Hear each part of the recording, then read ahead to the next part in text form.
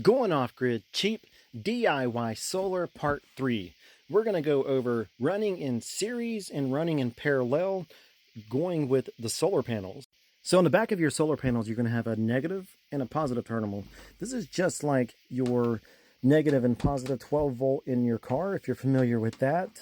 DC electricity just has negative and positive ground and the hot wire. So I found the easiest way to understand parallel and series is taking AA batteries, because that makes sense to me. So we have some AA batteries here. Each AA battery is 1.5 volts, okay? That is just standard. You've got your positive side and your negative side. Now, if you run these together, say, I'm sure you've seen these go into a flashlight and they touch the positive to the negative, all of a sudden you've created a negative and a positive. It's now, instead of 1.5 volts, it is 3 volts. So this essentially is now a 3 volt battery. So if you were to run 6 batteries together, you would have a 9 volt battery.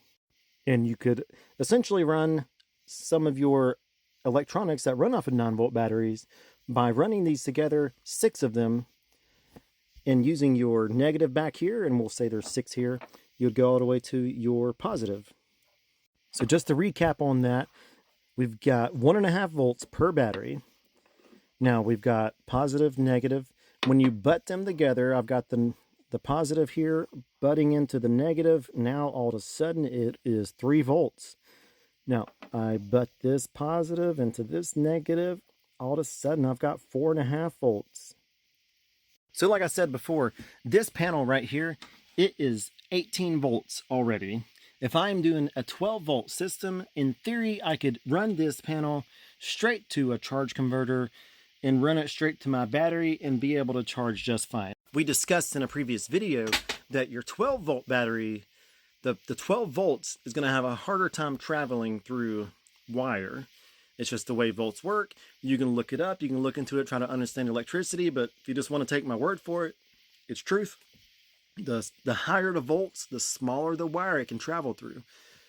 So if you're going to have a long distance in between your solar panel and your charge controller to your battery, 12 volts is going to be really expensive to try to get all of your juice, all of the wattage, into your charge converter. So what do? I'm glad you asked. So here's what you do.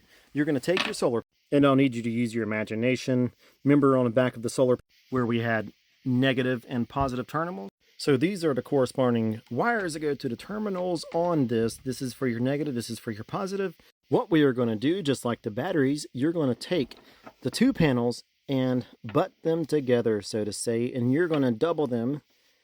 And in turn, on your solar panel, you take your negative adapter and you can actually plug it directly into your positive.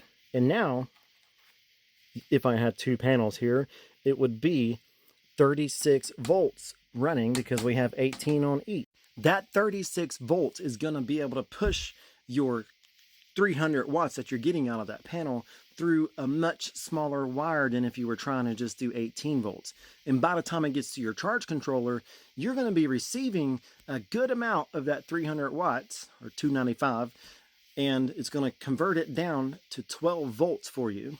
Another plus of having the high voltage and running them together like that is if you're only getting part sun, you will be able to still receive in 12 volts. If you have a 12 volt solar panel and you're only getting about 9 volts of that, you won't charge your battery at all. The controller is not going to allow it. And that's why you've got to have a controller. If you did not have a controller and you brought in 9 volts, it's actually going to drain your battery. I know this has been a much longer video. Go back and watch them. We've got 1, 2, this is 3. This one went over voltage and why it is essential or a good idea to run panels together in series. Smaller wire, and it's going to allow it to charge better when it's partly sunny. So we went over to how to make your 1.5 volt into 3 volts by butting it together. And you can do that again and make it into 4.5 volts. This is what you call running them in series. Parallel is when you run them all together, you would have a straight wire going across where all the positives are together and all the negatives are together, and that's just to boost the battery's capacity. So you are still keeping your 1.5 volts, you just now have a higher capacity. So what does parallel look like in solar panels? So just like in the batteries, how if you run them in parallel, you boost the capacity. In your solar panel, running them in parallel, you're actually going to boost the wattage. So you're going to be able to add the watts that you have producing out of that, or the amps.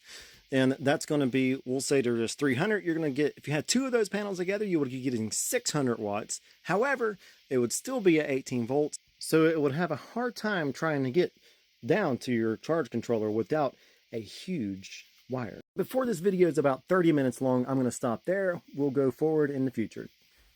Like, subscribe, stay tuned to the channel. Guys, I'm trying to help you guys go off-grid cheap. Realize it's not expensive.